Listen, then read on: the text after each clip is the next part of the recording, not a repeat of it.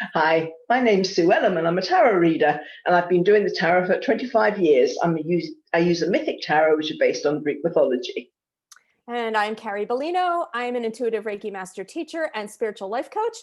And we are going to switch things around again as we do every couple of weeks. Yay! Sue's going to go first, and I chose the word.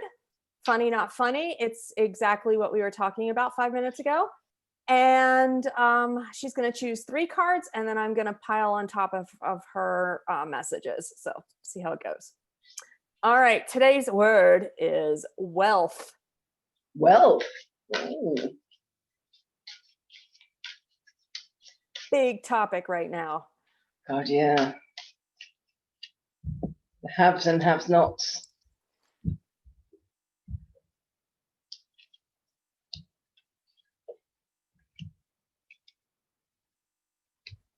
Interesting. He said, okay, wealth. We're starting off here with the Six of Wands. Now, the Six of Wands is about success, congratulations, people congratulating you on things that you've achieved. So the people with this wealth, a lot of times people equate success with wealth. You know, happiness. People don't think people are happy. They don't think that's necessarily successful unless they've got money in the bank. So there's this area of kind of feeling, oh well, people are, if I accumulate all this money, then people are going to congratulate me.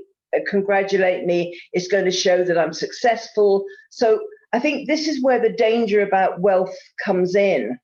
That there is the equation between monetary and material health and all kind of happiness health, and they don't always go together. So this is something that we have to be careful of, because some of the most miserable people have got lots of money. It doesn't equate, and there's always this kind of, I've got so much money, I have to now make sure, I have to insure myself so nobody takes it. So there comes a level of distrust with some people, especially if they're very attached to their wealth. They're kind of looking and to see, is somebody going to try and take it from me? And they haven't. When I went to Portugal, this is years ago, I went with very little money, and it really was hand to mouth. It really was. But the level of help, the level of generosity I received, the lessons I learned, I would never have learned if I'd gone with a lot of money, with that buffer, with the kind of safety net. I wouldn't have learned so much in that. So I think wealth can sometimes be a false sense of security. It doesn't mean that you're not going to hurt in different ways. You can't buy your way out of everything. So sometimes it stunts people's, maybe their spiritual growth. It stunts them in different ways. Or I don't need to work because daddy left me all this money. And, you know, I mean, that's only one element of it. But there's a sense of superiority. So it cuts you off from people who would really be beneficial to you, who would lighten up your life. But it's like, well, I'm wealthy, so I'm above you. So it's a very emotive. I use the word emotive quite a lot in our videos, but it is an emotive subject. Wealth, the Empress card here. Wealth is about. It should be used in order to nurture yourself as well as others. If you've got more than you need, why not help somebody else? That, you know, the thing about giving is it makes you feel so good, you know, when you're giving without expecting return.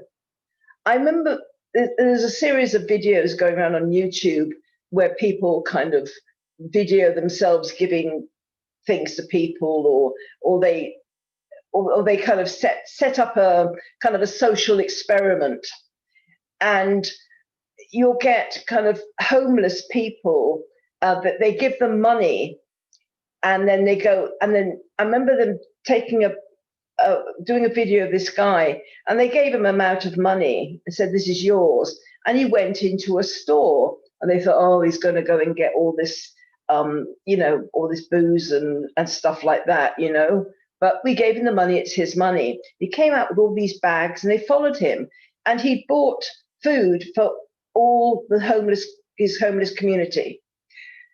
That is what wealth is for. It's to help other people. If you've got more than you need, why just leave it in the bank? Yeah, have a bit there for security. But what's the guy's name who's, Bill Gates and Warren Buffett's hero is now broke because he's given all his money away, and he's given away billions to worthy causes, to help other people. And he wanted to give all his wealth away while he was alive, not just leave it to be fought over when he was gone. So this is what it's about. And there are many wealthy people who do help others, but there are a lot that have got it a bit wrong, a bit twisted. When you haven't got wealth and you are struggling, it's important that you keep positive thinking. This is hope and faith. The star cards, I forgot to mention it. The second card was the Empress, and the star card's another major arcana card. And this is about hope and faith in the midst of difficulties.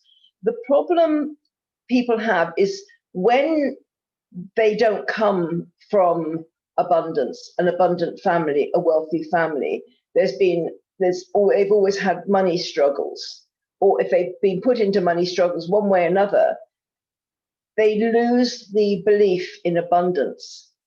And by having this energy of, oh, I'm broke, or it's my lot in life to struggle, to have that belief system, that creates that energy, and wealth and abundance will never come to you because you don't believe in it. So this is about manifesting, about having hope and faith. Know that what you're going through today doesn't mean it has to be the same tomorrow.